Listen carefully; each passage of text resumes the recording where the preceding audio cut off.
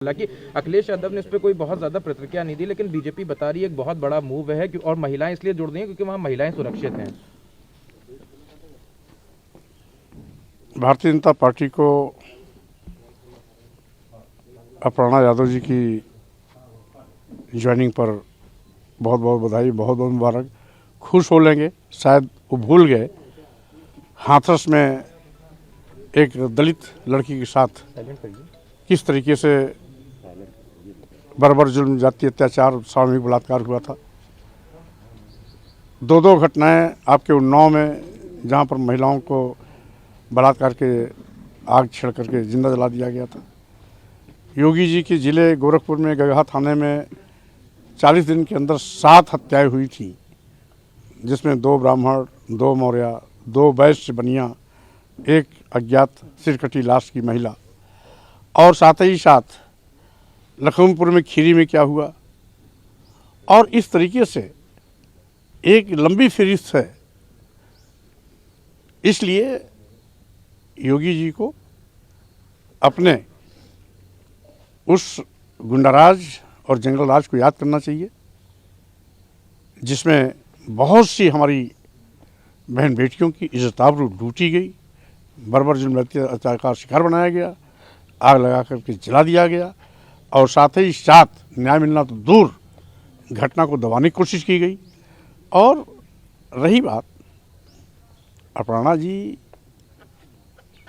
एक बड़े घर की बहू हैं, हम उनका सम्मान करते हैं, वो कहाँ गई कहाँ नहीं गई हैं, लेकिन भारतीय जनता पार्टी के हाथ कुछ आने वाला नहीं है। उनको 10 मार्च को उत्तर प्रदेश की गद्दी छोड़ना ही छोड़ना पड़ेगा। यहाँ सपा की सरकार बननी ही बननी है। सपा की सरकार बनने से कोई ताकत रोक नहीं सकती है, और भारतीय जनता पार्टी का विदाई होना ही होना है। लेकिन सर, आप ये कह रहे हैं क्योंकि विधायक बीजेपी ज्वाइन कर रहे हैं, अभी भी पार्टी कार्यालय में ज्वाइनिंग ही चल रही है। खुद मुलायम सिंह जी के साड़ू भी आज ज्वाइन कर रहे हैं। देखिए, यूँ तो बहुत से ऐसे लोग होंगे जो दौर में होंगे, टिकट नहीं मिलेगा, नाराजगी में चले जाएंगे टिकट की प्रत्याशा में, लेकिन जनधार नेतृत्व के साथ होता है।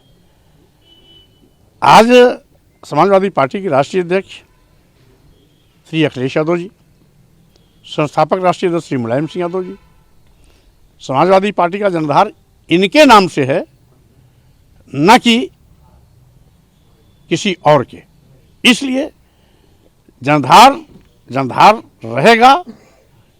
किसी के आने जाने से जनधार में एक भी वोट खिसकने वाला नहीं। सर, मुख्यमंत्री ने कल कहा कि सूची में सारे माफिया और गुंडों को जोड़ा था, इस वजह से अब वो बैकफुट पे, उन्हें समझ में नहीं आ रहा है। भारतीय जनता पार्टी जो बैकफुट पे चली गई है, अनेकों विधायकों और मंत्रियों की इस्तीफा देने के बाद, उसको तो रिकवर कर नहीं पा रही है। भारतीय जनता पार्टी को खुद बैकफुट पे जाने की चिंता होनी चाहिए। वो दूसरों के बैकफुट के चिंता न करके वो अपने की चिंता करे, और किसी तरीके से भाजपा का सुपड़ा साफ, और सब मिल करके, बड़े बड़े नेता मिल करके भी उसको कंपनसेट नहीं कर सकते हैं। एक आखिरी सवाल है, को सम्मान दिया चाहे वो अपर्णा यादव है, संघमित्रा मौर्य, लेकिन संघमित्रा मौर्य ने कल एक ट्वीट किया फेसबुक पे, और उन्होंने लिखा कि कुछ दिन पहले एक पिता की बेटी के ऊपर पिछड़ा होने की वजह से कहा जा रहा था कि उन्होंने छोड़ दिया, लेकिन जब एक अगड़े की तरफ से उनकी बहू ज्वाइन करती है बीजेपी, तो वहां सम्मान होता है। तो उन्होंने जातिवाद पे एक बड़ा सवाल कल फेसबुक पोस्ट पे से खड़ा किया। स्वाभाविक रूप से उन्होंने अपनी विचार और भावना दिया होगा, इसलिए वो उनका अपना बयान है, जो उनको अपनी सोच समझ में आई किया है, उन्होंने अपना दर्द बयान किया है। और रही बात अपर्णा जी का योगी जी का मिलना, भाई बहन का मिलना है, वो श्री मुलायम सिंह यादव की बहू बाद में है, योगी जी के परिवार की पहले है, क्योंकि बिष्ट योगी जी और बिष्ट अपर्णा यादव जी, तो भाई बहन का मिलन है। इसलिए भाई बहन के मिलन पर भारतीय जनता पार्टी को बहुत नाज नहीं होना चाहिए, उनका घमंड टूटेगा। तो क्या संघमित्रा जी भी समाजवादी पार्टी ज्वाइन करेंगे जातिवाद का बात उठा के? देखिए, मैंने पहले भी कहा और आज फिर कह रहा हूं, वो बदायूं की सांसद है, उनका अपना विवेक, अपना निर्णय है। मेरी बेटी जरूर है, लेकिन मेरी बेटी के साथ साथ बदायूं की सांसद भी है।